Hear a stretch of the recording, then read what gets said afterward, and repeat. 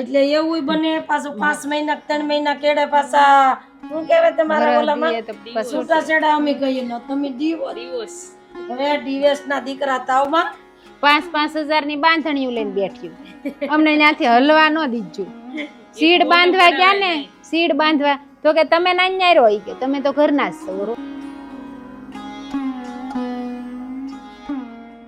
જય શ્રી કૃષ્ણ, જય માતાજી. અમારે વાગી ગયા છે આજે 12. જય શ્રી કૃષ્ણ બા. જય શ્રી કૃષ્ણ, જય માતાજી.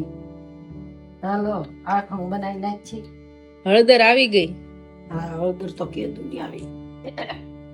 હળદર ને ગાજરિયા ને કાકડી ને પણ રૂપાળો ખાવા આવશે તો ને. એવું કેમ હોય બા કે હળદર આ સીઝન માં આવે પછી તાજે તાજી ખાવાની હળદર? બધી વસ્તુની બધી મર્યાદા હોય, બધી વસ્તુની સીઝન હોય, બધી વસ્તુની કિંમત હોય, સમય મર્યાદા બધાય હોય ને સમયે સમયે બધું સારું લાગે. હળદર કઈ ચોમાહાની ન હોય, અટાણે જો કેવા ઢોલ વાગે કે કેવા લગ્ન થાય છે, બગડાટી બોલે તો આપણને ગમે, ઢોલ વાગે ને તો ગમે ને પછી ચોમાહાનો વાગતો હોય તો આને હવે બંધ કરે તો સારું. એક તો પલળતા હોય ને ઉપરથી ઢોલ વાગે. અટાણે અંદરાધાર બે વરસ હોય તો નો સારું લાગે. એટલે જેટલો સમય સારું લાગે ને એટલે એવું નથી, આ કુદરતી છે ને આપણા જીવનમાં તે છે. જીવનમાં તમે સમય જે કરી લો ને એ સાચું. કુદરત બધું ઈ શીખવાડે. હા પછી તમારો સમય વયો જાય ને પછી તમે હવે અટાણે અમારે કદાચ દોડવા જવું હોય જવાય, અમે જઈ શકીએ. હા તા તો પગ દુખે, બોટણ દુખે, થાકી જવાય. થાય એવું બધું. હા એટલે તમારા જીવનમાં તમારો સમય હોય એટલે તો કહે છે કે સમય સમય બળવાન છે, સમય નહીં પુરુષ બળવાન. કાબે અર્જુન ને લૂંટો કે નહીં નહીં ધનુષ નહીં.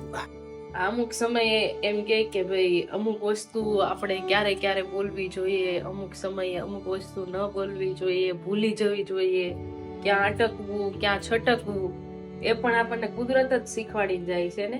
બને ત્યાં સુધી ચટકી જવું નગર વાળો પડી જાય.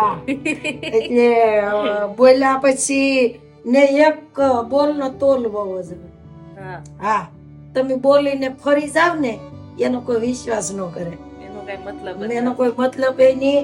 હવે એ તો વાતમાં ફરી જાય એમ કે માણા હામા માણા ને એમ થાય કે એ બોલશે ને એ ફરશે નહીં. ને પાછું અમુક વસ્તુમાં શું થાય, હવે એ બોલે કે ઘડીક બોલે ને પાછું તો કાલ તો ફરી જાય ખબર નહીં પડે. એટલે એમાં આપણી કિંમત ન થાય. એટલે બોલ્યા પછી કોઈ જે ફરાય નહીં ઈ એક યાદ રાખવાની વસ્તુ છે. બાકી તો પછી બોલી તોય હું, ન બોલી તોય હું, એવું હોય.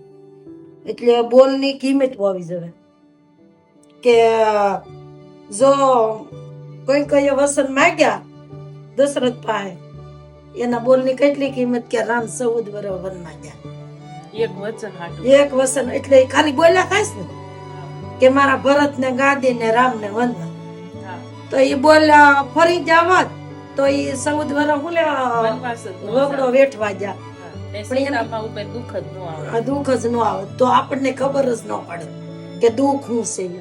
પણ આપણે એને આધારે આપણે જીવીએ છીએ કે સીતાજીને નતું દુઃખ પડ્યું તો પછી આપણે કઈ ગણતરીમાં એવું ઈ આપણી આટું થઈને દુઃખ વેઠું છે.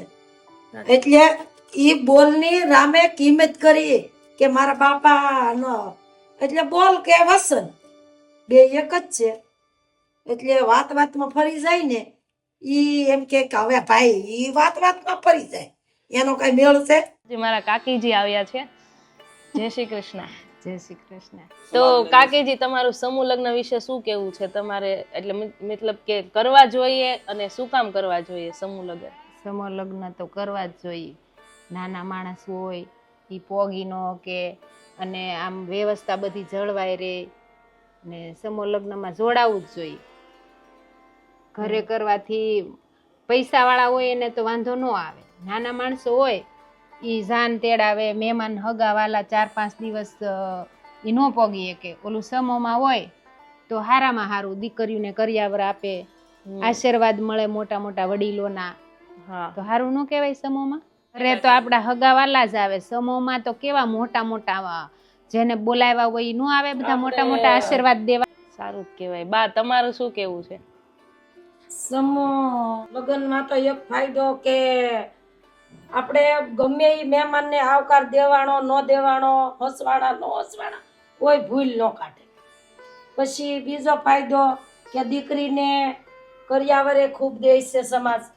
પછી દીકરીને કુંવરબાઈનું મામેરું દીકરીને દે, એટલે ઈ તે સમૂહમાં બહુ કામ આવે. ઘણી બધી સહાય મળી. ને ગરીબ માવતર હોય કે પછી તાલેવાર હોય, પણ તાલેવાર ને ગરીબ ના સમૂહમાં બધા હરખા જ હોય. એટલે એ માટે બહુ સારું છે.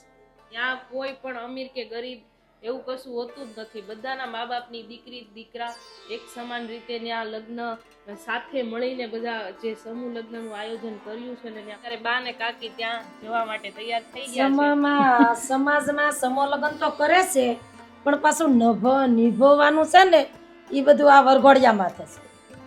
નકર તો આમાં એટલે એવું બને પાછું 5 મહિના 3 મહિના કેડે પાછા શું કહેવાય તમારા ઓલામાં છૂટાછેડા અમે કહીએ ને તમે ડિવોર્સ.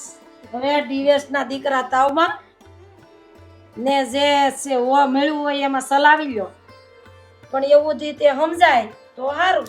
આજે બહુ જ આનંદનો વિષય છે ને અમે બસ બધા તૈયારીમાં છીએ, હમણાં જવાના છીએ. નવા નવા વરઘોડિયા જોવું, આશીર્વાદ નવા નવા આપશું. આશીર્વાદ આપશું, હગાવાલા જોવું. ઘડિયા પાટે કરશું.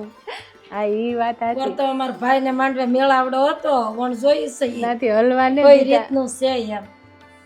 ઓલા વર્ષે તો અમને થાંભલા પાસે બેહાડી દીધું, ત્યાંથી કે ઊભું જ નથી થવાનું તમારે કોઈને. 5,000 ની બાંધણીઓ લઈને બેઠ્યું, અમને ત્યાંથી હલવા ન દીધું.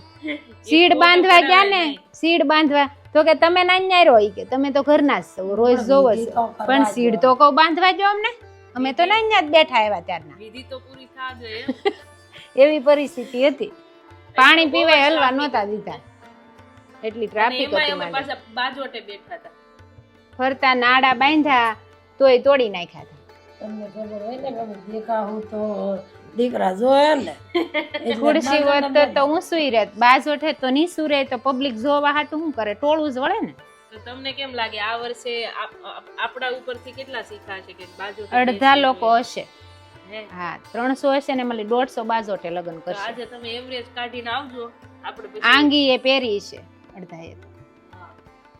આજે તમે ગણતરી કરીને આવજો કે કેટલા બાજોટે બેઠા હતા. તો ગણતરી કરશું તો 8 ની વાગી જાય. દરેકને એ જ વિડીયોના માધ્યમથી દરેકને એ જ કહેવા માંગુ છું કે સમૂહ લગ્ન કરવા જોઈએ, અને દરેકના પરિસ્થિતિ સરખી હોતી નથી, એટલા માટે કોઈ દિવસ સરખામણી પણ ના કરવી જોઈએ ને. ત્યાં એક સમાન રીતે બધાના લગ્ન સાથે મળીને થતા હોય છે, તો બધા જોડાઓને શ્રી કૃષ્ણ ભગવાનના ખૂબ આશીર્વાદ મળે અને નવી જિંદગીની શરૂઆત કરે. જય શ્રી કૃષ્ણ, જય માતાજી.